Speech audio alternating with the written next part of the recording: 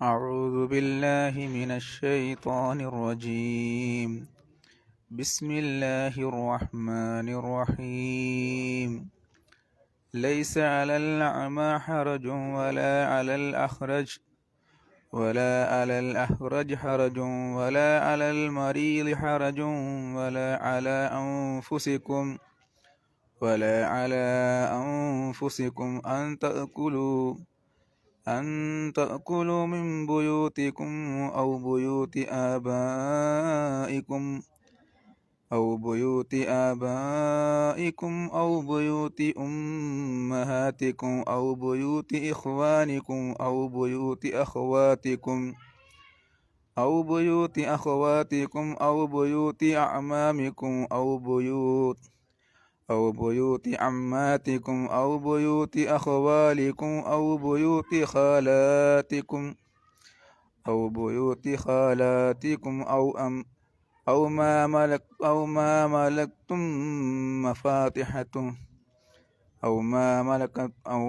ملكتم مفاتحته أو صديقكم. ليس عليكم جناح أن تأكلوا جميعا أو أشتاتا. فإذا دخلتم بيوتا فسلموا على أنفسكم تحية من عند الله مباركة طيبة. كذلك يبين الله لكم الآيات لعلكم تعقلون. ശ്രദ്ധിക്കാനുള്ള പറഞ്ഞ എന്താ പേരുള്ളത്? ലൈസ അലൽ അഅ്മ. അവിടെ എന്തിനാണ് ആ ലൈസന്റെ ആ ലാമുമ ഷദ്ദു എടുത്ത്? എന്താണ് എടെ ഒരാൾ കൂട്ടി ഓതാണെങ്കിൽ അലീമുല്ലൈസ എന്ന് ഓതാനാണ് ആ ഷദ്ദ് കൊടുത്തിട്ടുള്ളത്. ഇദ്ഗാം ചെയ്യണം, പക്ഷെ ഉന്നത്തുണ്ടാവില്ല. പിന്നെ അലൽ അഅ്മ, അവിടെ രണ്ടക്ഷരത്തിന് ഉച്ചാരണം ഉണ്ടാവില്ല. ലാമിന് ഉച്ചാരണം ഉണ്ട്. ലാമ് ഖമരിയാണ്. അലിഫിന് ഉച്ചാരണം ഉണ്ടാവില്ല. ലാമ് ശംസിയാണെങ്കിൽ ഉച്ചാരണം ഉണ്ടാവില്ല. ഇവിടെ ഖമരിയാണ്. പിന്നെ അൽ അഅ്മ എന്ത് ചെയ്യണം? ഖാത്തന്റെ ഹംസയാണ്, നിർബന്ധമായിട്ട് ഉച്ചരിക്കണം. അവിടെ യാ അല്ല അവസാനം എഴുതിയേ മയ എന്ന് വായിക്കാൻ പാടില്ല. എന്താണ്? അതിൻ്റെ നടുവിലായിരിക്കും ആ അലിഫിട്ടത്. അതുകൊണ്ട് അകാരമായി ഉച്ചരിക്കണം എന്ന് തന്നെയാണ് അലിഫിട്ടത്. പിന്നെ ഹറജുംബ, അവിടെ എന്ത് ചെയ്യണം? ആ ലൊമ്മ് തൻവീനെ വാവിലേക്ക് ഇദ്ഗാം ചെയ്ത് ഓതണം. നേരത്തെ പറഞ്ഞ പോലെ തന്നെ വല അലൽ അറജ്, അവിടെ ഹറജുംബ, അവിടെയും അതേപോലെ തന്നെ. പിന്നെ ഹറജുൻ വല അല അംഫുസിക്കും, അല എന്ത് ചെയ്യണം? നീട്ടണം. എത്ര വരെ? 6 കതിർ വരെ നീട്ടണം. അപ്പം എങ്ങനെ ഓതണം? 6 പറഞ്ഞവരുണ്ടാവും, 5 പറഞ്ഞവരൊക്കെ ഉണ്ട് കേട്ടോ. പിന്നെ അലാ അംഫുസിക്കും, അവിടെ പിന്നെ ആ നൂനിന് എന്ത് ചെയ്യണം? യഖ്ഫ ചെയ്യണം. അംഫുസിക്കും. പിന്നെ മീമിന് എന്ത് ചെയ്താൽ മതി? ഇൽഹാർ ചെയ്താൽ മതി. പിന്നെ അൻതകുലു, ആ നൂനിനെ വീണ്ടും യഖ്ഫ ചെയ്യണം. പിന്നെ തകുലു എന്ന് കഴിഞ്ഞിട്ടൊരു അലിഫുമ്മലൊരു മുദവ്വറായ സുക്കൂൻ കാണാം. അതിനെന്തുണ്ടാവില്ല? ഉച്ചാരണം ഉണ്ടാവില്ല. മിംബുയൂത്തിക്കും, ആ നൂനിന് എന്ത് ചെയ്യണം? ഇഖ്ലാബ് ചെയ്യണം. എങ്ങനെ? മിൻ എന്നുള്ള അക്ഷരത്തെ മിം എന്ന് ഓതണം. അപ്പോൾ മിംബുയൂത്തിക്കും. പിന്നെ ഔ ബുയൂത്തി ആബായിക്കും, ബാ നീട്ടണം. 2 കതിർ നീട്ടിയാൽ മതി. ബാ എത്ര നീട്ടണം? 6 കതിർ വരെ നീട്ടണം. പിന്നെ ഉമ്മഹാത്തിക്കും, ആ മീമിനെ മണിക്കണം. പിന്നെ യഹ്വാനിക്കും, ഈ നിർബന്ധമായിട്ടും അവിടെ ഉച്ചരിക്കണം. പിന്നെ ഔ, അവിടെ ആ നിർബന്ധമായിട്ട് ഉച്ചരിക്കണം. അഹവാത്തിക്കും, ആ നിർബന്ധമായിട്ട് ഉച്ചരിക്കണം. ഔ ബുയൂത്തി അഅ്മാമിക്കും, അവിടെയൊക്കെ അതേപോലെ തന്നെ. ഔ ബുയൂത്തി അമ്മാത്തിക്കും, ആ മീമിന് എന്ത് ചെയ്യണം? ഉന്നത്തോടു കൂടി ഓതണം. ഔ ബുയൂത്തി അഹ്വാലിക്കും, ശ്രദ്ധിച്ചാൽ മതി. പിന്നെ ഔ ബുയൂത്തി ഖാലാത്തിക്കും, അവിടെയൊക്കെ 2 കതിർ നീട്ടിയാൽ മതി, അധികം നീട്ടാൻ പാടില്ല. പിന്നെ ഔ മാ മലക്തും മഫാത്തിഹു, അവിടെ ശ്രദ്ധിക്കാള് മലക്തും എന്ന് ഇദ്ഗാം ചെയ്തുകൊണ്ട് പറയണം മീമിലേക്ക്. പിന്നെ മഫാത്തിഹു ഔ അവിടെ മഫാത്തിഹു നീട്ടാണ്ട് അതിൻ്റെ പേരെന്താ? ആ മഫാത്തിഹു എന്ന് നീട്ടണതിൻ്റെ പേരെന്താ? മദ് മുത്തസിലോ? അല്ല മദ്ദുസിലത്തിൽ കുബ്ര എന്നാണ് അതിന് പറയാം. അതിൻ്റെ സൂത്രം എന്താ വെച്ചാൽ സംഗതിയൊക്കെ ഒന്ന് തന്നെ. ഈ ഹാ ഇല്ലേ, ഹ എന്ന അക്ഷരമില്ലേ, ഹൂ കണ്ടില്ലേ നിങ്ങൾ അല്ലേ? കണ്ടില്ലേ ഹൂ? ആ ഹാ എന്ന അക്ഷരത്തിന് ശേഷം നീട്ടാൻ വന്നാൽ രണ്ട് രൂപത്തിലാണ് വരിക. ഹൂ ഒന്ന് ചിലപ്പോൾ മദ്ദുസിലത്തി സുഹറ, രണ്ടാമത്തത് ഇതിൻ്റെ ശേഷം അംസ വരിക അല്ലെങ്കിൽ മറ്റെന്തെങ്കിലും വരിക. അങ്ങനെ വന്നാൽ എന്ത് ചെയ്യണം? നേരത്തെ ഉള്ളതുപോലെ തന്നെ 4 മുതൽ 6 കതിർ വരെ നീട്ടണം. അപ്പോൾ എങ്ങനെ ഓതണം? പേര് മാറുന്നുള്ളൂ, നിയമം ഒന്ന് തന്നെ. അപ്പോൾ എങ്ങനെ ഓതണം? അതിൻ്റെ പേര് മദ്ദു സിലത്തിൽ കുബ്ര. ഇനി രണ്ടാണുങ്ങൾ നീട്ടണമെങ്കിൽ അതിൻ്റെ പേരെന്താവും? ഇല്ല എന്ന് കൂട്ടുക. അതിനാണ് മദ്ദു സിലത്തി സുഹറ എന്ന് പറയുന്നത്. ഇത് കുബ്രയാണ് കേട്ടോ. അപ്പം മഫാത്തിഹു ഔ സദീഖിക്കും രണ്ടായിട്ട് വന്നോട്ടെ, അത് പ്രശ്നമില്ല. രണ്ടായിട്ടും വന്നാലും ഒറ്റയായിട്ടും വന്നാലും ഒന്നും. നിങ്ങൾ ചോദിക്കണ പിന്നെ മദ് മുത്തസിലും മുംഫസിലായിരിക്കും. രണ്ടായി വരുന്നത് എങ്ങനെ വേർതിരിക്കണമെന്ന് വെച്ചാൽ മദ് മുത്തസിലും മുംഫസിലും ഉള്ളതാണ് നിങ്ങൾ ചോദിക്കണത്. ഇതല്ല, ഇത് വേറെ മദ് തന്നെയാണ്. തജ്വീദിലെ മറ്റൊരു ബാബാണേത്?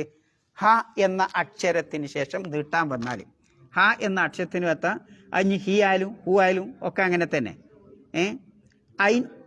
ഇവിടെ ഹൂ കഴിഞ്ഞിട്ട് ആ ഹൂ 2 കതിർ നീട്ടണമല്ലോ സാധാരണ ആൾക്ക്. അതിനാണ് ആ വാവിട്ട്. അതിൻ്റെ ശേഷം എന്ത് വരുന്നുണ്ട്? ആംസി വരുന്നുണ്ട്. അപ്പോൾ പുറത്തു നിന്നുള്ളൊരു കാരണം വരുന്നുണ്ട് ഇവിടെ. അതുകൊണ്ടാണ് 4 to 6 നീട്ടണത്. മറ്റതും അതന്നെ, പേര് മാറ്റുണ്ട്. പേരിലാണ് മാറ്റുള്ളത്. മനസ്സിലായില്ലേ? നിയമം ഒന്ന് തന്നെ. ആകെ തജ്വീദ് പറഞ്ഞാൽ ഇത്തിരി ഒരു ഉരുളേ ഉള്ളൂ. ഇങ്ങനെ പരത്തി നിയമം ഉണ്ടാക്കിയെന്നുള്ളൂ. അതുകൊണ്ടാണ് ഞാൻ പിന്നെ പേരുകൾ അധികം പറയാതെ പോണേ. പിന്നെ ലൈസ അലൈക്കും അവിടെ ജുനാഹുൻ തൻവീൻ എന്ത് ചെയ്യണം? ഇൽഹാർ ചെയ്താൽ മതി. തവക്കുലു നമ്മൾ നേരത്തെ പറഞ്ഞ പോലെ ഇഖ്ഫാ ചെയ്യുക. ജമീ അൻ അവിടെയോ?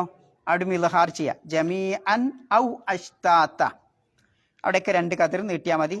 കാണുന്നിടത്തൊക്കെ പിന്നെ ഉച്ചരിക്കണം. പിന്നെ ഫ ഇദ അവിടെ ഈ ഉച്ചരിക്കണം. പിന്നെ ബുയൂതം ഫ അവിടെ ഇഖ്ഫാ ചെയ്യണം. സല്ലിമു നേരത്തെ പറഞ്ഞ പോലെ ആലിഫിന് എന്തുണ്ടാവില്ല, ഉച്ചാരണം ഉണ്ടാവില്ല. അലാ അംഫുസിക്കും അവിടെയാണ് നിങ്ങൾ പറഞ്ഞത് എന്ത്? പിന്നെ മദ് മുംഫസിൽ. അവിടെ നിയമം തന്നെയാണ്. പിന്നെ വാവിൻ്റെ ശേഷം അല എന്നുള്ള അലിഫിൻ്റെ ശേഷം ഹംസ വരുന്നുണ്ട്. പേരെന്താണ്? മദ് മുംഫസിലാണ്. പിന്നെ തഹിയ്യത്തൻ അവിടെയോ? തൻവീൻ്റെ മീമിലേക്ക് എന്ത് ചെയ്യണം? ഇദ്ഗാം ചെയ്യണം. തഹിയ്യത്തം മിൻ നൂനിന് എന്ത് ചെയ്താൽ മതി? ഇദ്ഹാർ ചെയ്താൽ മതി. അവിടെ നൂൻ എന്ത് ചെയ്യണം? ഇഖ്ഫാ ചെയ്യണം. മിൻ ഇന്ദില്ലാ. പിന്നെ അള്ളാഹ് എന്ന പദത്തിനെ മുറക്കായിട്ട് ഉച്ചരിക്കണം. തർക്കീക്കോട് കൂടി ഉച്ചരിക്കണം. 2 ഉച്ചാരണമാണ് അള്ളാഹ് എന്നുള്ള പദത്തിനുള്ളത്. 1 മുഫഹം, 2 മുറക്കക്ക്. പിന്നെ മുബാറക്കത്തൻ തൻവീൻ എന്ത് ചെയ്യണം? ഇഖ്ഫാ ചെയ്യണം. മുബാറക്കത്തൻ ത്വയ്യിബ. അവിടെ ത്വയ്യിബ നിങ്ങൾ നിർത്തുമ്പോൾ എങ്ങനെ? ഒരു കല്ല് താഴെടുമ്പോൾ ഉണ്ടാണ് എക്കോ പോലെ ആണ് ത്വയ്യിബ എന്ന് പറഞ്ഞ ശബ്ദം വരും. പിന്നെ കദാലിക യുബയ്യിനുല്ലാഹു ലക്കും അവിടെ അള്ളാഹ് എന്നുള്ളത് മുഫഹമായിട്ട് ഉച്ചരിക്കണം. അവിടെ ലക്കുമുൽ ആയാതി ലഅല്ലക്കും തഅഖിലൂൻ എത്ര നീട്ടണം? 4 to 6 നീട്ടണം. അതിലെന്തെങ്കിലും തജ്വീദ് പുതിയതായിട്ട് എന്തെങ്കിലും വന്നണോ? ആർക്കും അറിയാത്ത? എവിടെ? അവിടെ നിങ്ങൾക്ക് വേണമെങ്കിൽ നിർത്താം. പിന്നെ രണ്ടും ഒരേപോലെയാണ്. നിർത്തും ചെയ്യുക, നിർത്താതിരിക്കുക. ആശയം പൂർത്തിയാവുന്നുണ്ട്. അവിടെ വേണമെങ്കിൽ നിർത്താം. അതിനാണ് ആ ജീമിടുന്നത്. ആ ജീമിടണ് ആശയം പൂർത്തിയാവേണ്ട നിർത്താം. അപ്പം നിങ്ങൾ നിർത്തുകയാണെങ്കിൽ എങ്ങനെ ഓതണം? ജമീഅൻ ഔ അഷ്താത. ഒരു ഒരു ഒരു വായ്ക്ക് നാട്ട് കൊടുക്കണില്ലേ, അതേപോലെ നിർത്തണം എന്നാ. ഇവിടെ എന്ന് പറഞ്ഞൊരു സാധനമല്ലേ, ആ ഇയാളെ ഇങ്ങോട്ട് എടുത്തിട്ട് ഒരു നാട്ട പോലെ വായ്ക്കെട്ട് കൊടുക്കുക, ഇങ്ങനെ കൊടുക്കുക. അപ്പം എന്തായി? താ ആ അഷ്താത. പെട്ടെന്ന് എന്ന് പറഞ്ഞ് നിർത്തുമ്പോൾ എന്താവും? സ്റ്റക്കായി മറിഞ്ഞു പോകും. അതുകൊണ്ടാണ് തജ്വീദിൽ അങ്ങനെ ഒരു നിയമം ഉണ്ടാക്കിയത്. തജ്വീദിൻ്റെ ഓരോ പിന്നെ അകത്തളത്തിലേക്ക് കയറി പോകുമ്പോൾ ഭയങ്കര രസമാണ്. അതുകൊണ്ടാണ് അവരതങ്ങനെ ഉണ്ടാക്കിയിട്ടുള്ളത്. പിന്നെ വേറെന്തെങ്കിലും ചോദ്യം എടുത്തില്ല നമ്മൾ?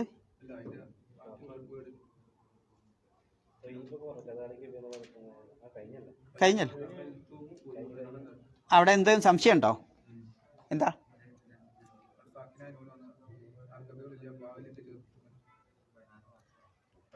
ദഖൽത്തും അവിടെ അവിടെ അവിടെ അവിടെ എന്ത് ചെയ്യണം?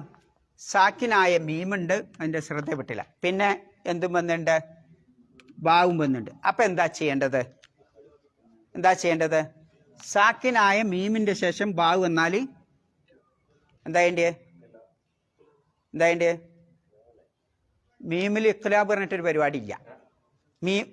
സാക്കിനായ നൂനിനേ ഇഖ്ലാബുള്ളൂ. നൂനിനെ എന്തുള്ളൂ? ഇഖ്ലാബുള്ളൂ. മീമിൻ്റെ ഹുക്മിൽ ഇഖ്ലാബില്ല.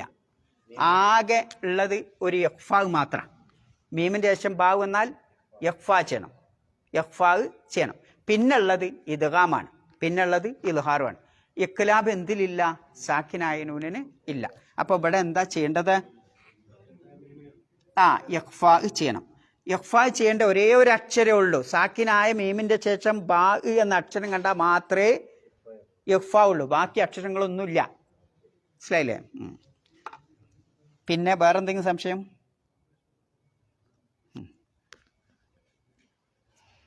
ഓക്കെ, അർത്ഥം പറഞ്ഞോളി. ലൈസ അലൽ അഅ്മ ഹറജുൻ. എന്താ ലൈസ എന്ന് പറഞ്ഞാൽ? എന്താ? നിങ്ങളിങ്ങനെ പറഞ്ഞോളി, എന്നാലേ നിങ്ങൾക്ക് കിട്ടുള്ളൂ. ലൈസ ഇല്ല. അലൽ അഅ്മ അന്ധനില്ല, അന്ധന്റെ മേലില്ല. ഹറജുൻ കുറ്റമില്ല. അപ്പോൾ അന്ധനായ ആളുടെ മേൽ കുറ്റമില്ല. വല അലൽ അറജ്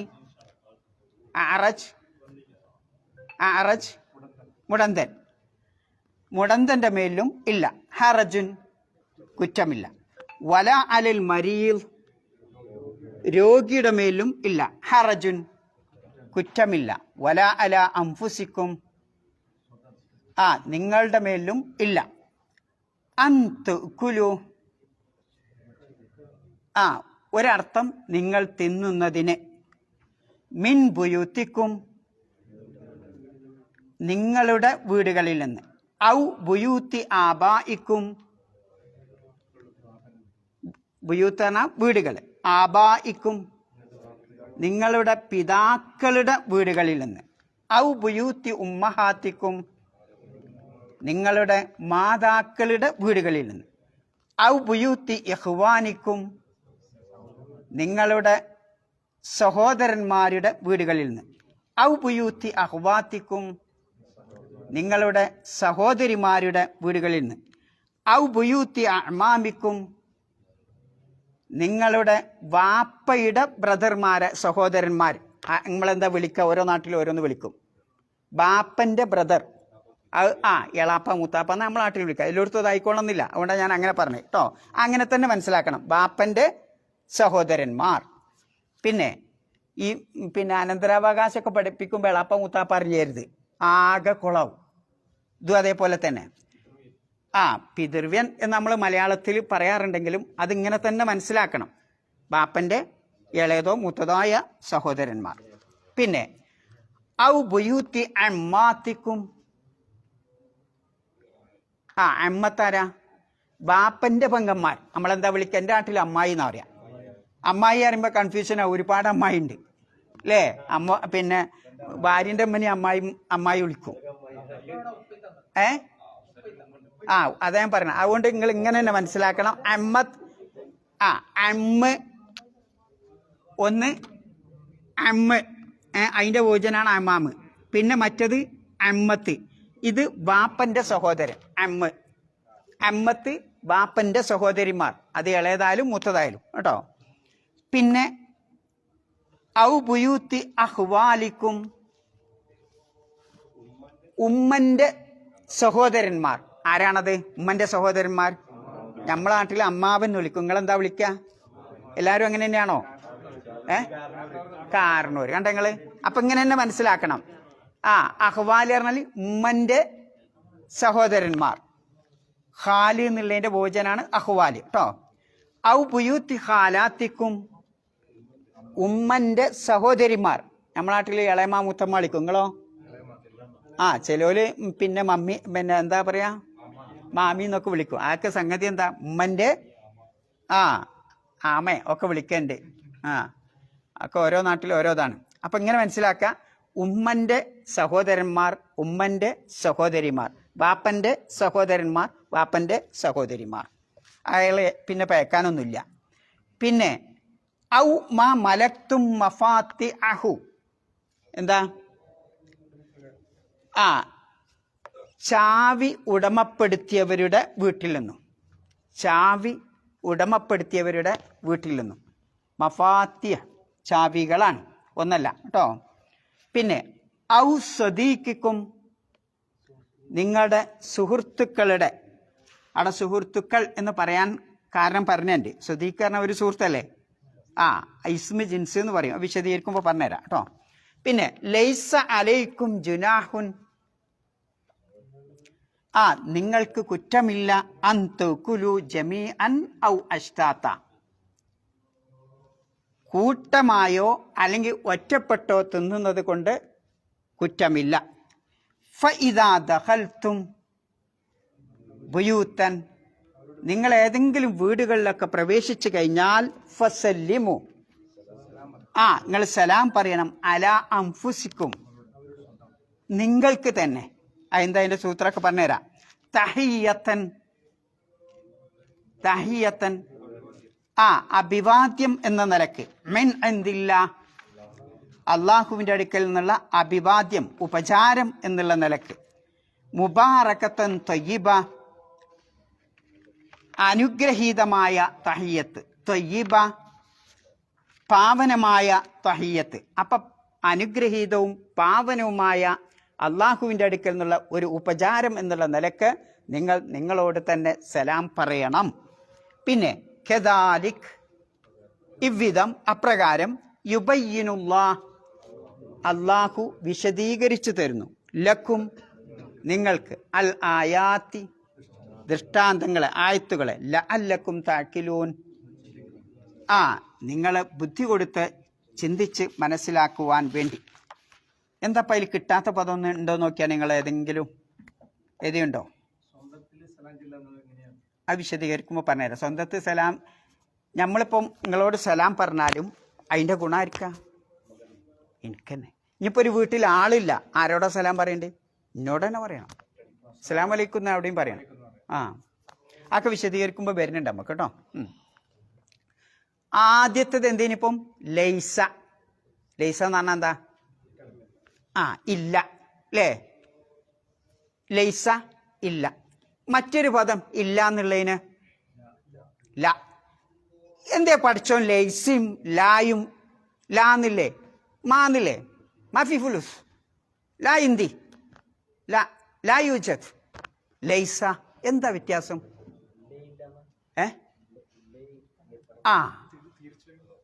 ലൈസ ഒരു തർപ്പിക്കലുണ്ട്. അതിനേക്കാൾ അപ്പുറം ലൈസ ഒരു ക്രിയയാണ്, ഒരു വെർബാണ്. ലൈസ ഉപയോഗിക്കുന്നത് അറബിയിൽ ഒരു വെർബാണ്. എന്തിനാ ലൈസ അള്ളാഹു അവിടെ കൊണ്ടുവന്ന് ലാ കൊണ്ടുവന്നൂടേനോ പഠിച്ചോന്? എന്നാ ഒരു അക്ഷരത്തിൽ ഒതുക്കി കൂടേനോ? ലാമും യാവും ലാ എന്ന് പറഞ്ഞാൽ പോരെ അല്ലേ മുത്തലിബേ? എത്ര എളുപ്പമുണ്ടായിനാല്. പക്ഷെ എന്തിനാ പഠിച്ചോ അത്ര നീട്ടി പറഞ്ഞത്? ലൈസ ഒരു സൂത്രമുണ്ട്. ലൈസ എന്ന് പറയുമ്പോൾ ഇനി നോക്കി നിങ്ങൾ കുറേ ലാ പിന്നെ പറയുന്നതാണ് അല്ലേ? വലാ അലൽ അറജി, വലാ അലൽ മരീദി, വലാ അല. ഈ വല ല ല ഒക്കെ താങ്ങണമെങ്കിൽ ആദ്യം എന്ത് കൊണ്ടുവരണം? ലൈസ കൊണ്ടുവരണം എന്നാ. ലൈസ കൊണ്ടുവരണം. ഈ ലൈസ ഇവിടെ ഇല്ലെങ്കിൽ ല ല എന്ന് പറഞ്ഞാൽ ആശയം കിട്ടൂല. മനസ്സിലാണ്ട് നിങ്ങൾക്ക്? ഒന്ന് അതുകൊണ്ടാണ് അല്ലാഹു തആല ആ ലൈസ അവിടെ പറഞ്ഞിട്ടുള്ളത്. പിന്നെ ലൈസ കൊണ്ടുവരുമ്പോൾ അതിന് ഇസ്മു ഉണ്ടാവും, പിന്നെ ഖബറും ഉണ്ടാവും. എന്താ ഇസ്മു ഖബർ അറിയുന്നത്? കോളേജിൽ പഠിച്ചവർക്കറിയാം.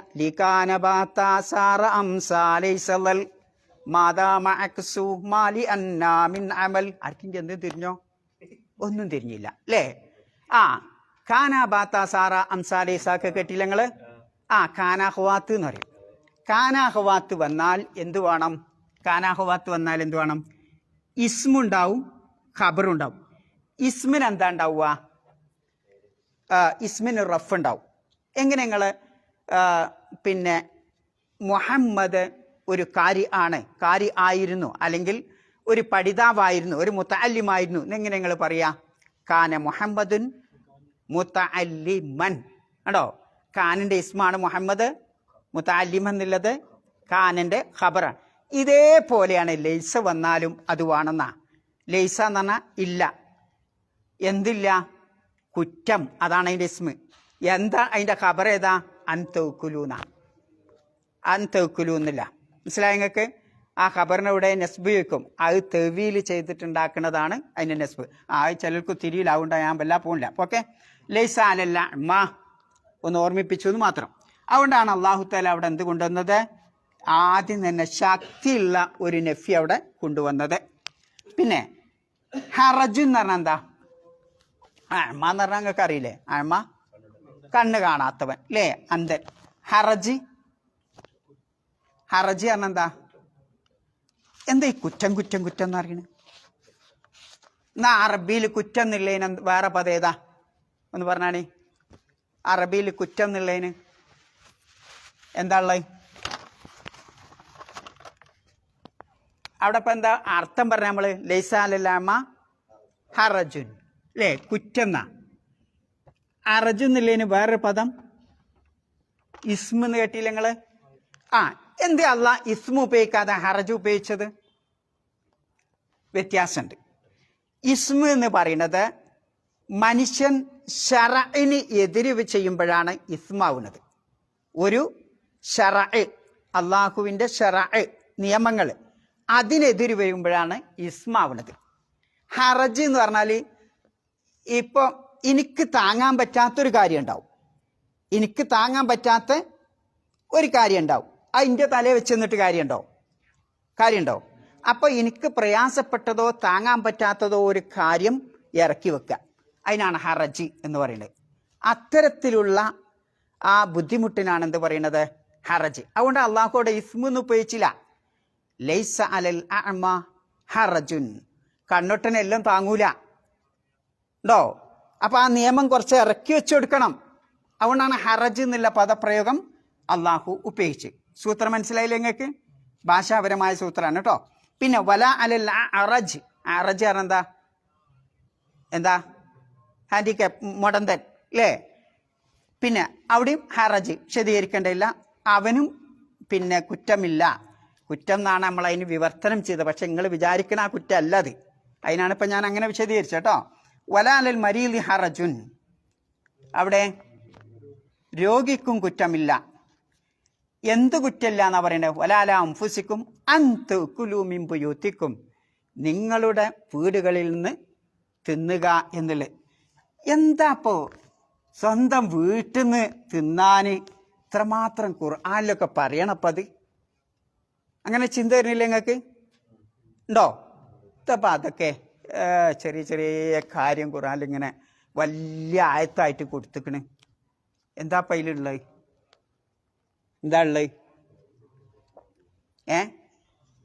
നമുക്ക് ചെറുതാണെന്ന് തോന്നും, പക്ഷേ അല്ലാഹു സുബ്ഹാനഹു വ തആല അത് വലിയ കാര്യമായിട്ടാണ് ഇവിടെ പ്രതിപാദിച്ചിട്ടുള്ളത്. എന്താ കാരണം? ജാഹിലിയ കാലഘട്ടത്ത് ഒരു സംഭവം, പിന്നെ ഖസാസ, എന്താണ് അയാളുടെ പേര്?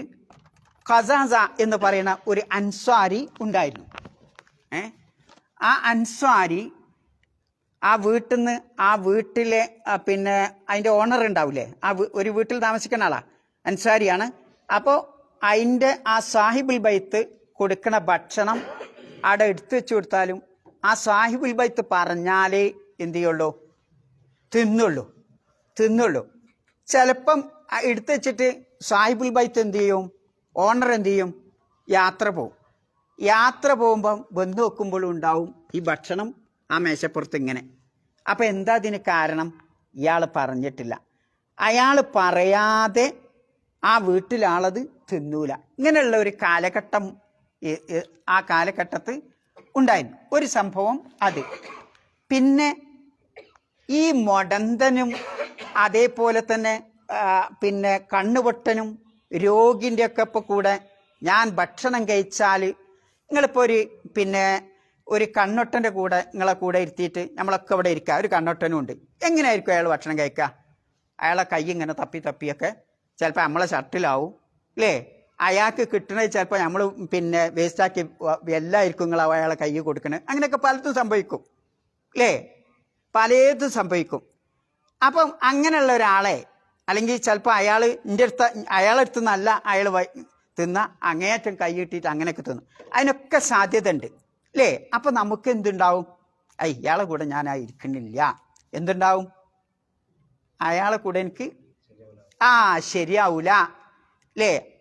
അപ്പം അങ്ങനെ എൻ്റെ ആ അറജായ, ഞാൻ കണ്ണുട്ടനാണെങ്കിൽ ആ കണ്ണുട്ടനായ എൻ്റെ കൂടെ നിങ്ങൾ ഇരിക്കാത്തപ്പോൾ പിന്നെ എനിക്കെന്തുണ്ടാവും? ഏതായാലും എന്നെ പുറത്താക്കും, അതാക്കും, ഒരു അപകർഷതാബോധം ഉണ്ടാവും. പിന്നെ ഞങ്ങളെ കൂട്ടത്തിൽ ഇരിക്കുമോ? ഒരിക്കൽ നിങ്ങൾ എന്നെ എന്തായാലും ബ്ലീച്ചാക്കി, എന്താ നിങ്ങൾ പറയല്, ഇൻസൾട്ട് ചെയ്താൽ ഞാൻ പിന്നെ നിങ്ങളെപ്പം ഇരിക്കുമോ? ആ പരിപാടിക്ക് അവിടേക്ക് ഞാൻ കാല് വെട്ടൂല. നിങ്ങൾ കിട്ടുമോ? ഇല്ല, കാല് വെക്കൂല. അപ്പം അപകർഷതാബോധം ഉണ്ടാവും. ആർക്ക്? ഈ ഏതായാലും ഒരു അംഗവൈകല്യം ഉണ്ട്, അറജ്, ഏതുണ്ട്, കണ്ണുപൊട്ടൻ എന്നുള്ള ഒരു ന്യൂനത ഉണ്ട്. അപ്പം ആ അപകർഷതാബോധം ഇല്ലാതിരിക്കാനും, ഇനി അയാൾ ചിലപ്പം നിങ്ങളെ കുപ്പായത്തിലും നിങ്ങളെ ഷർട്ടിലും ചിലപ്പോൾ നിലത്തൊക്കെ ആക്കും, എന്നിരുന്നാലും നിങ്ങൾ അവരെ കൂടെ കൂട്ടണം. ഇസ്ലാമിൻ്റെ ആ മഹത്തായ വീക്ഷണം നോക്കി നിങ്ങൾ അല്ലേ. അതിന് അങ്ങനെ കൂട്ടാത്തൊരു കാലഘട്ടം എവിടെ നിന്നുണ്ടായിരുന്നു? നബി സല്ലല്ലാഹു അലൈഹി വസല്ലമ വരുമ്പോൾ ഉണ്ടായിരുന്നു. ഇനിയൊരു മൊടന്തനാണെങ്കിലോ ഓനെങ്ങനെ ആയിരിക്കും ഇരിക്കുക? അപ്പം എൻ്റെ കാലില്ല, മൊടന്തന കയ്യോ കാലോ ഒക്കെ ഇല്ലാത്തന്, ഒരു കാല് വളക്കാനും കഴിയണില്ല, ഒരു കാല് മുറിഞ്ഞും പോയി. അപ്പം എങ്ങനെയാ ഇരിക്കുക? കാലും കന്ന് കിട്ടും. അത് ചിലപ്പോൾ ആ ഭക്ഷണത്തിൻ്റെ മുകളിലൊക്കെ ആയി വരും. അപ്പം അതും നിങ്ങൾക്ക് എന്താണ്? ഞാൻ അങ്ങനെ കാല് കിട്ടിയാൽ നിങ്ങൾക്ക് എന്താവും? ഒരു പ്രയാസമാവും. നിങ്ങൾ അയാളെ കൂടെ ഞാൻ ഇരിക്കണില്ല എന്നുണ്ടെങ്കിൽ അപ്പോഴും എനിക്ക് അപകർഷത ഒരു ഇതുണ്ടാവും. അപ്പം അള്ളാൻ്റെ ഖുർആൻ നോക്കി നിങ്ങൾ. പിന്നെ രോഗിക്ക് എന്താ ഉണ്ടാവുക? രോഗിൻ്റെ കൂടെ ആരെയും അത് പകരുമോ? ഇല്ലേ, അയാൾ ശരിയാവില്ല, അയാളെ ചിലപ്പോൾ ആ കയ്യോട്ടാൽ ചിലപ്പം മാറാവ്യാധിയൊക്കെ ഉണ്ടാവും എന്ന് പറഞ്ഞ് അയാളിൽ നിന്നും നമ്മൾ അകലും അല്ലേ. അകലുമ്പോൾ അയാളും അകലും. അപ്പം സമൂഹത്തിൽ എന്തുണ്ടാവില്ല? ഒരു ബന്ധം എന്ന് പറയുന്നത് ഉണ്ടാവില്ല. ഇത് കുടുംബത്തിൽ വരെ സംഭവിക്കുന്നതാ അല്ലേ. കുടുംബത്തിൽ വരെ സംഭവിക്കുന്നതാണ് ഇത്. അപ്പം അങ്ങനെ തിന്നാന്നുള്ളത് ആ നബി സല്ലല്ലാഹു അലൈഹി വസല്ലമയുടെ ആദ്യ കാലഘട്ടത്തെ അഥവാ ജാഹിലിയ കാലഘട്ടത്തൊക്കെ അവരൊരു വെറുപ്പോട് കൂടിയായിരുന്നു കണ്ടിരുന്നത്. ആ സമയത്താണ് ഏതായത്തിറങ്ങണത്? ലൈസ അലൽ അഅ്മ ഹറജുൻ വല അലൽ അഅ്റജി ഹറജുൻ വല അലൽ മരീദി ഹറജുൻ എന്ന് തുടങ്ങുന്ന ആ ആയത്തിൻ്റെ അവതരണ ഹേതുവായി ചില മുഫസ്സിറുകൾ പറയണത് അതാണ്. പിന്നെ മറ്റൊന്ന് പറയണത്, ഇവിടെ കൂട്ടായി തിന്നുക, അതേപോലെ തന്നെ ഒറ്റപ്പെട്ട് തിന്നുക എന്ന് പറഞ്ഞല്ലോ. നബി സല്ലല്ലാഹു അലൈഹി വസല്ലമക്ക് ഒരായത്തിറങ്ങി. ഏത്? യാ അയ്യുഹല്ലദീന ആമനു ലാ തഅ്കുലു അംവാലക്കും ബിൽ ബാത്തിൽ. എന്താണ്? ബൈനക്കും ബിൽ ബാത്തിൽ.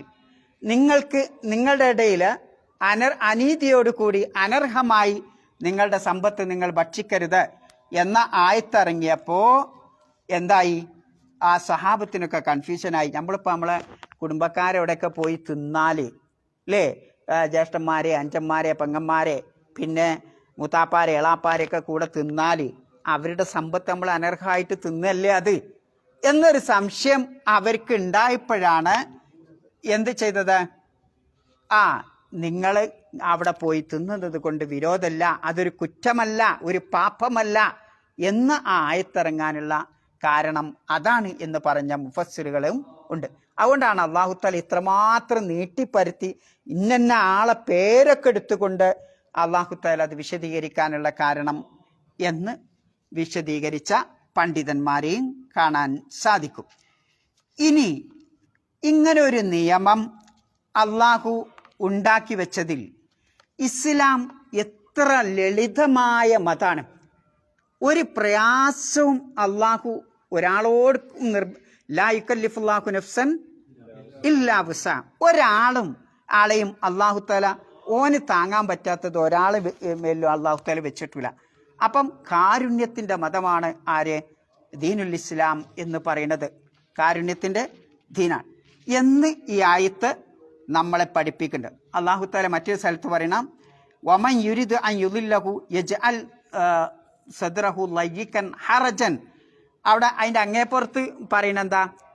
അല്ലാഹു തആല എളുപ്പം ഉണ്ടാക്കി കൊടുക്കും, അതേപോലെ തന്നെ പ്രയാസവും ഉണ്ടാക്കി കൊടുക്കും അല്ലേ? അപ്പം എല്ലാ രംഗത്തും മനുഷ്യന് എളുപ്പമുണ്ടാക്കാനാണ് അല്ലാഹു തആല എന്ത് ഉദ്ദേശിക്കുന്നത് എന്ന് യുരീദുല്ലാഹു ബിക്കുമുൽ യുസ്റ വലാ യുരീദു ബിക്കുമുൽ ഉസ്റ. പ്രയാസം ഉണ്ടാക്കാനല്ല അല്ലാഹു ഉദ്ദേശിക്കുന്നത് എന്ന പിന്നെ വിശുദ്ധ ഖുർആനിൻ്റെ ആയത്തൊക്കെ പഠിപ്പിക്കുന്നത് അതാണ്. ഇനി നോക്കിങ്ങൾ, ഇങ്ങനെ ഒരു ഇളവ്, ഇതൊരു ഇളവാണല്ലോ. ആർക്കും കൊടുത്ത ഇളവ്? ഹാൻഡിക്യാപ്ഡായ ആളുകൾക്കും പിന്നെ കണ്ണാണാത്തവർക്കും ഒക്കെ കൊടുത്ത രോഗികൾക്കൊക്കെ അല്ലാഹു തആല കൊടുത്തിട്ടുള്ള ഒരു ഇളവാണ്. ഇളവ് എന്നല്ല നിങ്ങൾ പറയില്ലേനെന്താ? അറബിയിൽ റുഖ്സ എന്ന് പറയും ഇല്ലേ?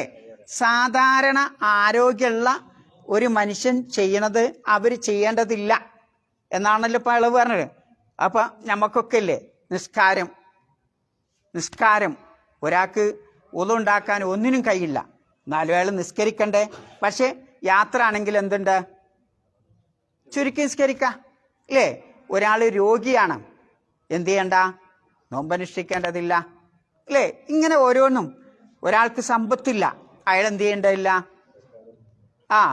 ഹറമിലെത്താനുള്ള സൗകര്യമൊന്നും അയാൾക്കില്ല, എന്ത് ചെയ്യണ്ട? ഹജ്ജ് നിർബന്ധമില്ല. കണ്ടോ? അപ്പം ഇത്തരത്തിലുള്ള ഇളവുകൾ, റുഖ്സകൾ അല്ലാഹു തആല ആ ദീനുൽ ഇസ്ലാമിൽ പിന്നെ വെച്ചു എന്നുള്ളത്, നിയമമാക്കി എന്നുള്ളത് അല്ലാഹു മനുഷ്യരോട് കാണിക്കുന്ന ഏറ്റവും വലിയ കാരുണ്യമാണ്. ആ കാരുണ്യത്തിൻ്റെ മതമാണ് ഏത്? ഇസ്ലാം എന്ന് പറയുന്നത് എന്ന് പഠിപ്പിക്കാനാണ്. കാരണം ജാഹിലിയ കാലഘട്ടത്തെ സ്വഭാവം ശരിക്കും മനസ്സിലാക്കുമ്പോഴാണ് ഇസ്ലാമിൻ്റെ വില നമുക്ക് മനസ്സിലാവുക. അതുകൊണ്ടാണ് ഈ ചെറിയ കാര്യം പറഞ്ഞുകൊണ്ട് അല്ലാഹു തആല ഇത്ര പിന്നെ ഇത് പറയാനുള്ള കാരണം. ഇനി നോക്കി നിങ്ങൾ, ഓരോരുത്തരുടെയും സാഹചര്യം, അവൻ്റെ ദൗർബല്യം പരിഗണിച്ചുകൊണ്ടാണല്ലോ അവൻ അല്ലാഹു തആല ഇളവ് നൽകേണ്ടത് അല്ലേ? ഇവിടെ ഇപ്പം മുടന്തനും കണ്ണ് കാണാത്തതിനൊക്കെ ഓൻ്റെ ആ സാഹചര്യം അത് പരിഗണിച്ചുകൊണ്ടാണ് അല്ലാഹു തആല ഈ ഇളവ് നൽകേണ്ടത്. അപ്പം അതെന്താണ്? അല്ലാഹു കാരുണ്യവാനാണ്, അല്ലാഹു നീതിമാനാണ്. എങ്ങാനും അല്ലാഹു ഇങ്ങനെ ഒരു ഇളവ് കൊടുത്തില്ലെങ്കിൽ നിങ്ങൾ എന്താനെ പറ്റി എന്താ പറയുക? ഒന്നും വേണ്ട. നിങ്ങൾക്ക് താങ്ങാൻ പറ്റാത്തൊരു ജോലി നിങ്ങളെ സ്ഥാപനം നിങ്ങൾക്ക് തന്നാൽ നിങ്ങൾ എന്താ പറയാ? എന്തോന്ന് പറയില്ല നിങ്ങൾ? എന്താണ്? എന്തെങ്കിലും പറയും, ഒരു വാക്ക് എന്തെങ്കിലും കിട്ടട്ടെ. രാവും പിന്നെ പലതും പറയും നിങ്ങൾ. ഈ ഖുർആൻ ക്ലാസ് ആയതുകൊണ്ട് എനിക്ക് പറയാൻ കഴിയില്ല. അപ്പം അങ്ങനെ ഉണ്ടാവും. എങ്ങനെയാണോ പറയണത്? നിങ്ങൾക്ക് താങ്ങാൻ കഴിയില്ല അല്ലേ? അപ്പോൾ താങ്ങാൻ കഴിയാത്തൊന്ന് ഒരു വയ്ക്കുമ്പോൾ അയാൾ നമ്മൾ എന്ത് ചെയ്യും? നമ്മളിങ്ങനെ പിറുപിറുക്കും. കാരണം അയാളെത്തുന്ന നീതി കിട്ടിയില്ല, അയാളെത്തുന്ന ഒരു കാരുണ്യം നമുക്ക് ലഭിക്കണില്ല. ഇങ്ങനെ ഒരു നിയമം ഒരു രാജ്യത്ത് കർശനമായി ചെയ്യുകയാണെങ്കിൽ, കർശനാക്കിയാൽ എന്തുണ്ടാവും? പിന്നെ ഒരു ഭരണകൂടം ആ രാജ്യത്ത് നിയമങ്ങൾ ഇങ്ങോട്ട് മുറുക്കി ഇങ്ങോട്ട് പിന്നെ ഇതാക്കിയാൽ എന്തുണ്ടാവും? ഞാൻ പറയണതൊക്കെ ഇപ്പം നിങ്ങൾക്ക് മനസ്സിലാവും. നമ്മൾ നിൽക്കണ പൊട്ടും ഉറപ്പാ പൊട്ടും. അല്ലാഹു തആല മരം സൃഷ്ടിച്ചപ്പോൾ മരങ്ങൾ കണ്ടില്ല നിങ്ങൾ? ആ കാറ്റ് വരുമ്പോൾ എന്താ ചെയ്യുക? എന്തിനാ മരത്തിനിങ്ങനെ ചില്ലകൾ? എന്തിനാ ഇപ്പം ഇലയൊന്നും വേണ്ടില്ലേനല്ലോ, നേരെ അവിടെ പോയി അവിടെ വളർന്നാൽ പോരെ. കുറേ ഇലയും കാറ്റ് ചാടുമ്പോൾ അങ്ങോട്ടും ചാടും ഇങ്ങോട്ടും ചാടും, പിന്നെ ഇങ്ങനെ ചായും, അതിങ്ങനെ ആടും പറക്കും. എന്തിനാ അങ്ങനെ ഒരു അവസ്ഥയിൽ ആ മരത്തെ അല്ലാഹു സൃഷ്ടിച്ചത്? എന്തിനാ? ഒരൊറ്റ തൂണ് പോരേനോ? എന്തിനാ സൃഷ്ടിച്ചത്? നിങ്ങൾക്ക് ഉറക്കം വരാം, നിങ്ങളിങ്ങനെ പറഞ്ഞൂടി. എന്തിനാ സൃഷ്ടിച്ചേ?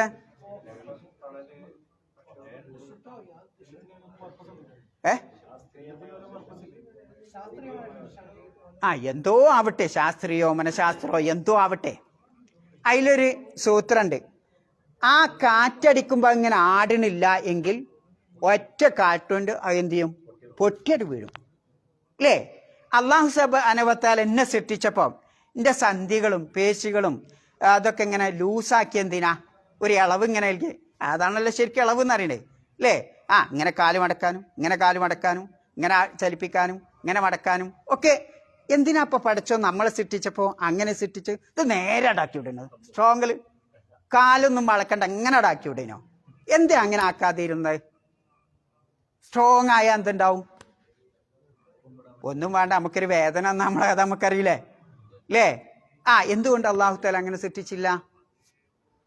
അതാണ് ഇളവ് അല്ലേ? അതെങ്ങാനും അങ്ങനെ ആക്കിയിരുന്നെങ്കിൽ സെക്കൻഡ് കൊണ്ട് പൊട്ടുവാട് അല്ലേ? ശക്തിയായിട്ട് കൊടുത്തിട്ട് അവിടെ പൊട്ടും, ഈ മരം പൊട്ടണ പോലെ.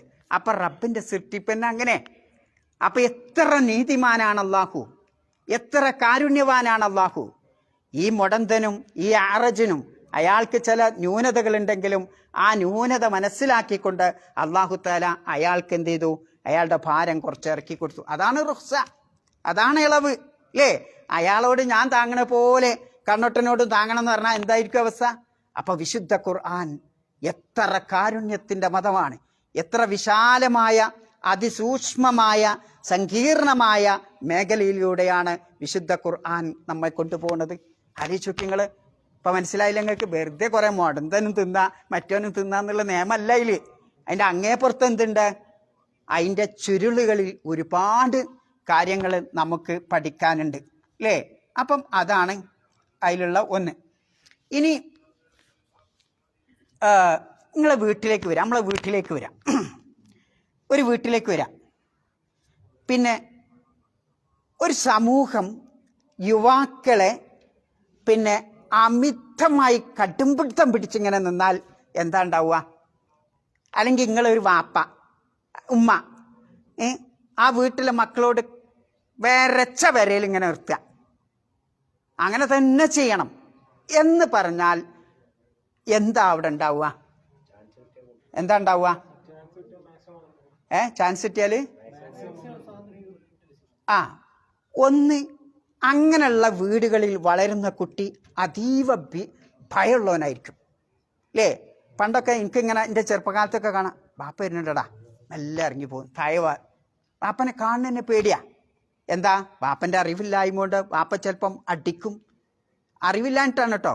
അങ്ങനെയുള്ള ചില ബാപ്പന്മാരൊക്കെ ഉണ്ടാവും പഴയ കാലത്ത്. ഇപ്പൊ ഒന്നുമില്ല, ഇപ്പൊ ഒക്കെ കാലം മാറി.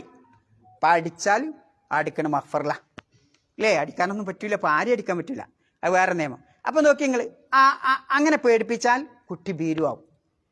പിന്നെ കുട്ടിയും ബാപ്പയും തമ്മിലുള്ള ഒരു ബന്ധമുണ്ട് അല്ലേ? ഈ കയ്യും ഈ കാലും ഇതൊക്കെ ഉള്ള ബന്ധം പോലെ കുട്ടിയും ബാപ്പയും അല്ലെ രക്ഷിതാക്കളും തമ്മിലുള്ള ബന്ധമുണ്ട്.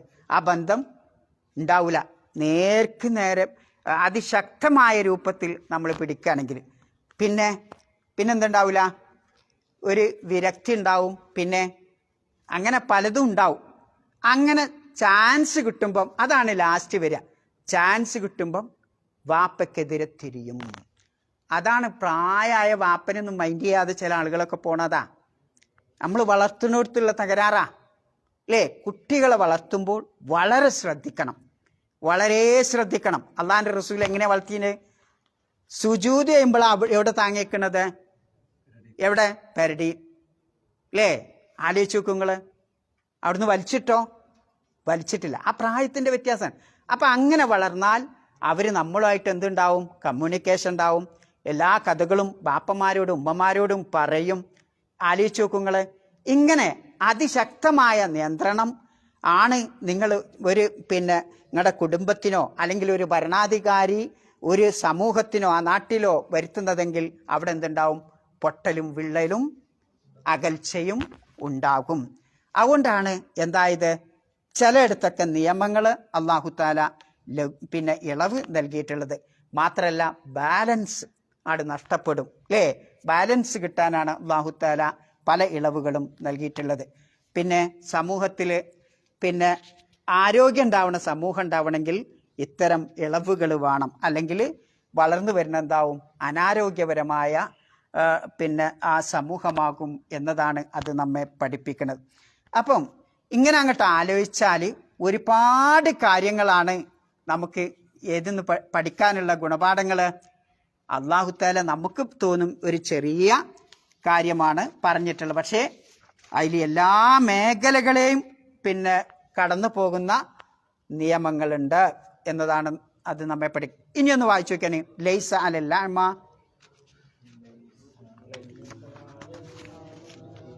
ഹറജുൻ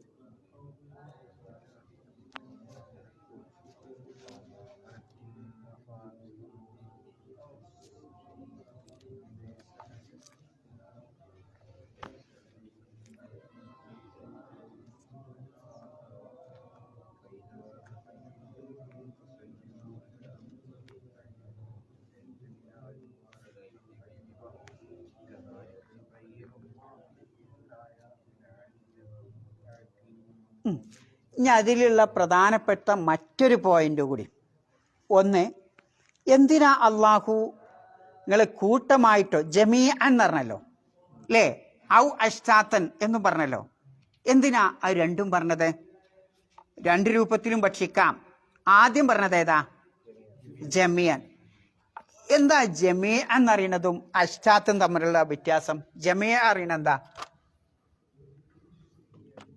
അഷ്താത്തോ? ജമാഅത്ത് എന്നറിയണ എന്താ? ജമാഅത്ത് സംഘം, അല്ലേ?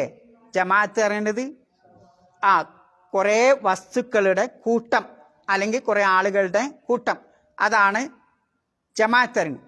അഷ്താത്ത് എന്നറിയണതോ? അഷ്താത്ത് എന്നറിയണതോ അതും ചിലപ്പോൾ കൂട്ടാവും, ചിലപ്പോൾ ഒരു വ്യക്തിയാവും. പക്ഷേ വ്യത്യാസം എന്താ? അതിനൊരു കോർഡിനേഷൻ ഉണ്ടാവില്ല. അഷ്താത്ത് എന്ന് പറയുമ്പോൾ ആ കൂട്ടത്തിന് എന്തുണ്ടാവില്ല? ഒരു കോർഡിനേഷൻ ഉണ്ടാവില്ല. അപ്പോൾ നിങ്ങൾ ആലോചിക്ക്, സംഘമായി ജമീആയിട്ട് തിന്നുക അല്ലെങ്കിൽ അഷ്താത്തായിട്ട് തിന്നുക. നമ്മളെ കുടുംബത്തിലേക്ക് നിങ്ങൾ തിരിച്ചു നോക്കി, കൂട്ടമായിട്ട് തിന്നതും ഒറ്റപ്പെട്ട് തിന്നണവും തമ്മിലുള്ള വ്യത്യാസം എന്താ? നമ്മളിപ്പോൾ ഒരു സമൂഹമാണ്, ജമാഅത്താണ്, അല്ലേ? ഇസ്ലാഹി സെന്റർ ജമാഅത്താണോ അഷ്താത്താണോ? ജമാഅത്താണ്. എന്താ അതിൻ്റെ പ്രത്യേകത? അതിനെന്തുണ്ട്? ആ ജമാഅത്താകുമ്പോൾ അതിനെന്തുണ്ടാവും? ഒരു തൻസീക്ക് ഉണ്ടാവും, ഒരു തൻലീം ഉണ്ടാവും, ഒരു നിലാം ഉണ്ടാവും, കോർഡിനേഷൻ ഒക്കെ ഉണ്ടാവും. പിന്നെ ഒക്കെ കാര്യങ്ങൾ നോക്കി നടത്താനുള്ള ഒരാളും ഉണ്ടാവും. ഇതേപോലെ ഒരു കുടുംബം, ആ കുടുംബം നോക്കി നടത്താനുള്ള ഒരു രക്ഷിതാവുണ്ടാവും. അവർ തമ്മിൽ എന്തുണ്ടാവും? ഒരു കോർഡിനേഷൻ ഉണ്ടാവും. അങ്ങനെ ഭക്ഷിക്കുന്നതിനാണ് എന്ത് പറയണത്? ജമീഅൻ എന്ന് പറയുന്നത്, ജമാഅത്തായിട്ട് നിന്ന. രണ്ടാമത്തത് ഒറ്റപ്പെട്ട് ആ വീട്ടിൽ തന്നെ അയക്കും. അയാൾ അവിടെ ഇരിക്കുന്നുണ്ടാവും, ഇവിടെ ഇരിക്കുന്നുണ്ടാവും, ഇവിടെ ഇരിക്കുന്നുണ്ടാവും. പക്ഷേ നമുക്ക് കാണുമ്പോൾ കൂട്ടായിട്ട് തോന്നും. പക്ഷേ മാല ഉണ്ടില്ല, നിങ്ങൾ മാലൻ്റെ കയറട് പൊട്ടിയാൽ എന്താ ഉണ്ടാവുക? മാലിൻ്റെ കയറ് കുട്ടിയാൽ ഓരോന്നിങ്ങനെ അവിടെയും ഇവിടെയൊക്കെ തെറിച്ചു പോയിണ്ടാവും. ഇതേപോലെ വീട്ടിൽ ആ കുട്ടി അവിടെ ഉണ്ടാവും, ഈ കുട്ടി ഇവിടെ ഉണ്ടാവും, മറ്റോന് അവിടെ ഉണ്ടാവും. അതിനെന്ത് പറയില്ല? ജമീ അൻ, ജമാഅത്ത് എന്ന് പറയില്ല. പക്ഷെ ആ വീട്ടിൽ തന്നെ ആണെങ്കിലും ആ ജമീ അൻ എന്ന് പറയില്ല. കാരണം എന്താ? ഓൽക്കൊരു ഐക്യമല്ല, ഒരു ബന്ധമല്ല. അപ്പൊ ഇങ്ങനെ ബന്ധത്തോടു കൂടി, ഐക്യത്തോടു കൂടി, കോർഡിനേഷനോട് കൂടി ആ കൂട്ടമായിരുന്നു തിന്നണം. അതാണ് അള്ളാഹു തആല ആദ്യം പഠിപ്പിക്കുന്നത്. പിന്നെ എന്തിനാ അഷ്ടാത്തൻ പറഞ്ഞത്? ചില സന്ദർഭങ്ങളിൽ അങ്ങനെ തിന്നേണ്ടി വരും. ഏതുപോലെ? ഈ അൻസാരിയായ, ഞാൻ നേരത്തെ നിങ്ങൾക്ക് ആദ്യ ഒരു ഉദാഹരണം പറഞ്ഞില്ലേ, ഖസാസ എന്ന് പറയുന്ന ആ സഹാബി പിന്നെ സാഹിബുൽ ബൈത്ത് യാത്ര പോയപ്പം ആ ഭക്ഷണം എവിടെ ഉണ്ട്? ആ മേശപ്പുറത്ത് തന്നെ ഉണ്ട്. അപ്പം അത്തരം സന്ദർഭങ്ങളിൽ ആരുമില്ലെങ്കിലും എന്ത് ചെയ്യാം? ഒറ്റക്കും ഭക്ഷിക്കാം എന്ന പാഠം പഠിപ്പിക്കാനാണ് അല്ലാഹു സുബ്ഹാനഹു വ തആല ഏത് പറഞ്ഞത്? ജമീഅൻ ഔ അഷ്താത്തൻ എന്ന് പറഞ്ഞിട്ട്. ഇനി നിങ്ങൾ ആലോചിച്ച് നോക്കൂ, കൂട്ടായിട്ട് തിന്നുമ്പോഴുള്ള ഗുണങ്ങൾ എന്തൊക്കെയാണ്? ഒറ്റപ്പെട്ട് തിന്നുമ്പോഴുള്ള ഗുണങ്ങൾ എന്തൊക്കെയാണ്? ഇസ്ലാമികമായി എന്തൊക്കെ ഗുണങ്ങളില്ലേ? ബർക്കത്തുണ്ടാവും. ഒന്നാമത്തെ അത് തന്നെയാണ്, ബർക്കത്തുണ്ടാവും അല്ലേ? പിന്നെന്താ ഉണ്ടാവുക?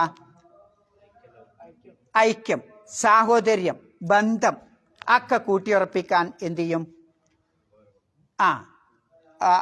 പിന്നെ കൂട്ടായിട്ട് തിന്നണത് ഉപകാരപ്പെടും. പിന്നെ കൂട്ടായിട്ട് തിന്നുമ്പോൾ ആ മുഖാമുഖായിരിക്കുമ്പോൾ എന്തുണ്ടാവും? നമ്മളറിയാതെ ഒരു കമ്പില്ലാ കമ്പി ആ രക്ഷിതാക്കളത് കുട്ടികളിലേക്കും, കുട്ടികളത് രക്ഷിതാക്കളിലേക്കും, ഞാൻ അതല്ല ഒരു സൊസൈറ്റി ഒന്നയച്ച് തിന്നാണെങ്കിലും പിന്നെ എന്തുണ്ടാവും? ഒരു ബന്ധം എങ്ങനെ ഉണ്ടാവും? നിങ്ങളിപ്പം എന്നും വഴിയിൽ നിന്ന് കാണണേ, ഒരു ദിവസം ഇയാൾ എന്നെ വീട്ടിലേക്ക് വിളിച്ചു പോയി ഭക്ഷണം തന്നാൽ ആ ബന്ധവും ആ വഴിയിൽ നിന്ന് കണ്ട ബന്ധവും വ്യത്യാസം ഉണ്ടോ അല്ലേ? ആലോചിച്ച് വെക്കേണ്ടി, ഒന്നിനൊക്കെ പിടിച്ച് കൊണ്ടുപോയി വെക്കേണ്ടി, റൂമിൽ ഒന്ന് കൊണ്ടുപോയി വെക്കേണ്ടി. ബന്ധം വ്യത്യാസം ഉണ്ടാവും, ബന്ധം വ്യത്യാസം ഉണ്ടാവും. അതൊരു വലിയ ഒരു ഇസ്ലാമിൻ്റെ ഒരു വലിയ അസ്ലാണ് ആ പഠിപ്പിക്കണം. അതുകൊണ്ടാണ് ആര് പിന്നെ അതിഥിയെ സൽക്കരിക്കുന്നവൻ വിശ്വാസത്തിൻ്റെ ഭാഗമാണ് എന്നാണ് ആര് പഠിപ്പിക്കുന്നത്? ഇസ്ലാം പഠിപ്പിക്കും. അയൽവാസിയുടെ കാര്യം നോക്കാത്തവൻ എന്തല്ല? മുസ്ലിം അല്ല എന്ന് പഠിപ്പിക്കുന്നുണ്ട്. അവിടേക്ക് എന്താ? അവിടെ എന്താ? അയൽവാസി പട്ടിണി കിടക്കുമ്പോൾ വയറു നിറയെത്തുന്നവൻ എന്തല്ല? എന്നിൽപ്പെട്ടവനല്ല എന്ന് പഠിപ്പിക്കുന്നുണ്ട്. അവിടേക്കല്ല സൂത്രം എന്താ? അത് അങ്ങനെ നമ്മൾ ഭക്ഷിക്കുകയാണെങ്കിൽ എന്തുണ്ടാവും? അകൽച്ച ഉണ്ടാവും, പിന്നെ ബന്ധത്തിന് തകരാറും. എന്നാൽ അങ്ങനെ ഭക്ഷിച്ചാലോ, കൂട്ടായിട്ട് ഭക്ഷിച്ചാലോ ആ ബന്ധങ്ങളൊക്കെ കൂട്ടി. ഇന്ന് കുടുംബത്തിൽ വരുന്ന ഏറ്റവും വലിയൊരു മഹാമാരി രോഗമാണിത്, വിഷാദം എന്ന് പറയുന്നത് അല്ലേ? ഇന്നലെ ഓൻ്റെ കൂടെ ഇങ്ങനെ ചോറൊക്കെ വെക്കാണ്ടായിനേ ഒക്കെ പറയാം നമ്മൾ. നേരം വെളുത്തപ്പം ആത്മഹത്യ ചെയ്തിട്ടുണ്ടോ? എന്തേ വിഷയം ഇവിടെ ആത്മഹത്യ ചെയ്യാൻ?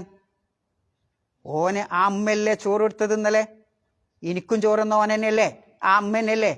എന്താ ഇപ്പം ഇന്ന് ഓനൊരു മനംമാറ്റം? ഓൻ നമ്മളെ കൂടെ ഇങ്ങനെ ചോറ് വയ്ക്കുന്നുണ്ട്, ചിരിക്കുന്നുണ്ട്, ഒക്കെ ഉണ്ട്. പക്ഷേ വിഷാദം എന്ന് പറയുന്ന രോഗം പിടിപെട്ടിട്ടുണ്ട്. വിഷാദം ഇന്ന് ഏറ്റവും വലിയ, ഏറ്റവും അപകടം നിറഞ്ഞ ഒരു രോഗമാണ്. എന്താ വിഷാദം വരാനുള്ള കാരണം? ഒറ്റപ്പെടലാണ്. ആലോചിച്ച് നോക്കി നിങ്ങൾ.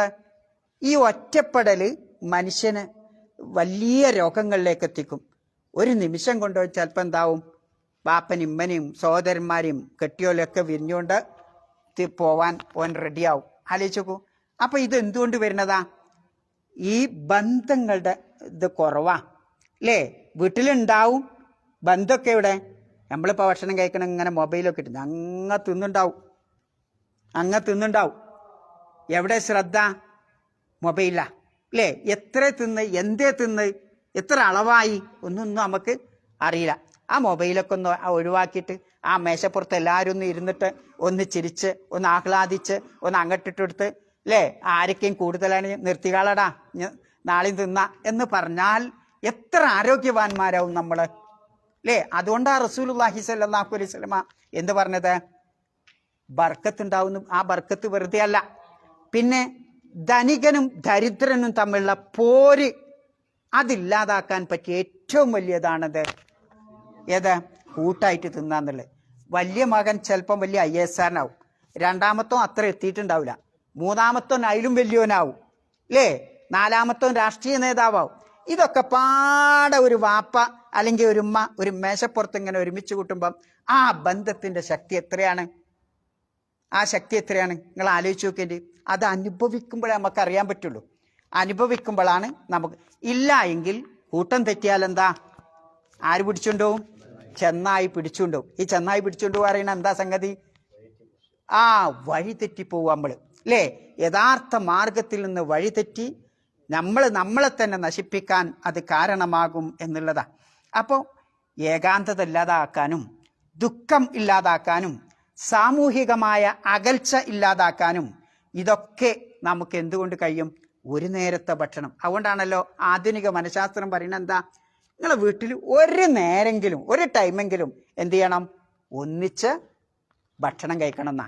ഇന്നിപ്പം വിഷാദമൊക്കെ ഇല്ലാതാകാൻ വേണ്ടിയിട്ട് കാര്യമായിട്ട് സെമിനാറൊക്കെ നടത്തിയിട്ട് ഇവർ പറയുന്ന കാര്യം എന്താ?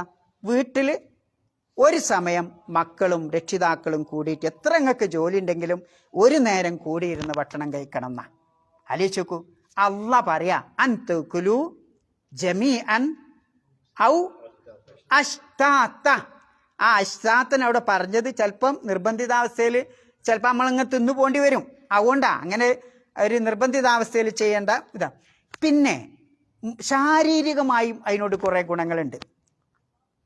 ഒറ്റക്ക് തിന്നുന്നതും കൂട്ടായി തിന്നതും മനുഷ്യന്റെ ദഹന പ്രക്രിയയിൽ മാറ്റം വരുന്ന. എങ്ങനെ ദഹനം കൂട്ടായിട്ട് തിന്നണവും ഒറ്റക്ക് തിന്നണം എങ്ങനെ വ്യത്യാസം? എന്താ വ്യത്യാസം? കുറച്ച് കൺട്രോൾ ചെയ്യും. പിന്നെ നമ്മൾ റിലാക്സ്, പിന്നെ അങ്ങോട്ടും ഇങ്ങോട്ടും സംസാരിച്ച് ചിരിച്ച് മുഖാമുഖം ഇരിക്കുമ്പോൾ നമ്മുടെ ശരീരത്തിൽ ഒരുപാട് ഹോർമോണുകൾ ഇങ്ങനെ വളർന്നു വരും. ആ ഹോർമോണുകൾ വളർന്നു വരുമ്പോൾ നമുക്ക് എന്തുണ്ടാവും? എന്താണ്? ഓക്സിറ്റോസിനോ അങ്ങനെ എന്തോ ഒരു സാധനമുണ്ട്. ആ എന്തുണ്ടാക്കണതാ? സന്തോഷം ഉണ്ടാക്കും. സന്തോഷം ഉണ്ടാകുമ്പോൾ ദഹനം കൂടും. അതാണ് അതിൻ്റെത്. സന്തോഷവും ദഹനവും ഭയങ്കര ബന്ധമുണ്ട്. എന്താ പൈൽ ഇന്ന് കേൾക്കുമ്പോൾ നിങ്ങൾ ചോദിക്കും അല്ലേ? നിങ്ങളൊന്ന് ശ്രദ്ധിച്ചു നോക്കില്ലേ? ഹാപ്പി ഉള്ള ദിവസം ശരീരം ഉഷാറാവും.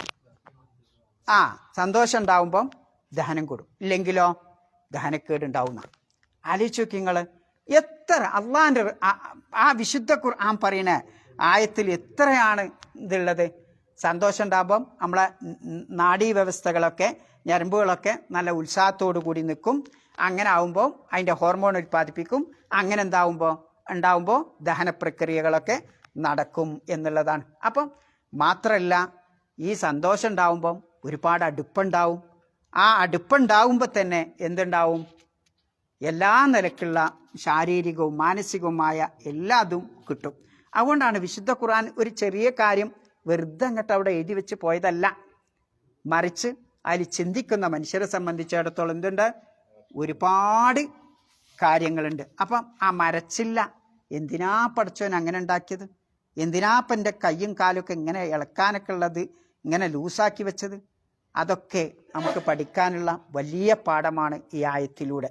അപ്പം അതുകൊണ്ടാണ് അന്ധൻ എന്താണ് വേണ്ടതെന്നും അറജിന് എന്താണ് വേണ്ടതെന്നും എന്തുകൊണ്ടാണ് ഞങ്ങളോട് കൂട്ടായി ഭക്ഷിക്കാൻ പറഞ്ഞതെന്നും ഒക്കെ പറഞ്ഞതിലുള്ള ഹിക്മത്തുകൾ അതാണ്. സമയനോ കഴിഞ്ഞോ?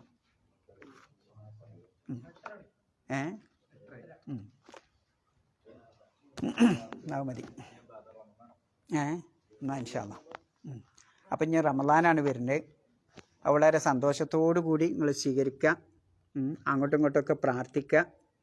ഈ റമളാൻ കഴിഞ്ഞാലും റമളാൻ ആയി, ഇനി ഖുർആൻ ക്ലാസ് ഇല്ലല്ലോ, കഴിച്ചിലായി എന്ന സന്തോഷമല്ല നമുക്ക് വേണ്ടത്. പടച്ചോനെ, അപ്പോൾ ആ റമളാൻ കഴിഞ്ഞാലും ഇനിയും ഇതേപോലെ ഇരിക്കാനുള്ള ഒരു മാനസികാവസ്ഥയും ആ സന്തോഷമൊക്കെ എനിക്ക് തരണേ. നമ്മൾ നിരന്തരം പ്രാർത്ഥിക്കണം. ഖുർആനുമായിട്ട് നമ്മളിങ്ങനെ എപ്പോഴും ബന്ധപ്പെടണം അല്ലേ? അതിലേ നമുക്ക് രക്ഷയുള്ളൂ. ഖുർആനായിട്ട് ബന്ധം മുറിഞ്ഞാൽ നമ്മുടെ എല്ലാം അകന്നു. നമുക്കും വിഷാദരോഗം വരും. നമുക്കൊക്കെ പഠിച്ചും വിഷാദം പിന്നെ ഇല്ലാഞ്ഞിട്ടല്ല. എന്താ? ഈ ഖുർആനായിട്ടുള്ള ബന്ധം, ആ ഖുർആനിൻ്റെ പഠനമാണ് നമ്മളിങ്ങനെ ഈ പിന്നെ ഒറ്റപ്പെട്ട അവസ്ഥയിൽ ഇങ്ങനെ മുന്നോട്ട് ചെയ്യണം. അപ്പോൾ ആ ഖുർആനായിട്ട് നിങ്ങൾ നിരന്തരം ബന്ധപ്പെടുക. വെറും പാരായണം മാത്രമല്ല, പഠിക്കുക. പഠിക്കാനുള്ളൊരിത് ഉണ്ടാവണം. അള്ളാഹു സുബ്ഹാനഹു വ തആല അത്തരം മുത്തക്കിയുടെ കൂട്ടത്തിൽ റബ്ബ് തമ്പുരാൻ നമ്മെ ഉൾപ്പെടുത്തി അനുഗ്രഹിക്കുമാറാവട്ടെ. നമ്മുടെ സഹോദരൻ പിന്നെ സ്ഥിരം പഠിതാവ് സിറാജിക്കൻ്റെ വൈഫിൻ്റെ ഉമ്മ മരിച്ചിരുന്നു. പക്ഷേ ഞാൻ അറിഞ്ഞിട്ടില്ല. ഒരാഴ്ച മുമ്പായിട്ടാണ്. അള്ളാഹു സുബ്ഹാനഹു വ തആല അവർക്ക് മഗ്ഫിറത്തും മർഹമത്തും നൽകി ജന്നാത്തുൽ ഫിർദൗസിൽ നമ്മെ എല്ലാവരെയും ആ മഹദിയോടൊപ്പം അള്ളാഹു സ്വർഗത്തിൽ ഒരുമിച്ച് കൂട്ടുമാറാവട്ടെ. അവർക്ക് വന്നിട്ടുള്ള പ്രയാസം അള്ളാഹു ദൂരീകരിച്ച് കൊടുക്കുമാറാവട്ടെ. സുബ്ഹാനകല്ലാഹുമ്മ ബിഹംദിക അശ്ഹദു അല്ലാ ഇലാഹ ഇല്ല അൻത അസ്തഗ്ഫിറുക വഅതൂബു ഇലൈക്. ഇസ്ലാം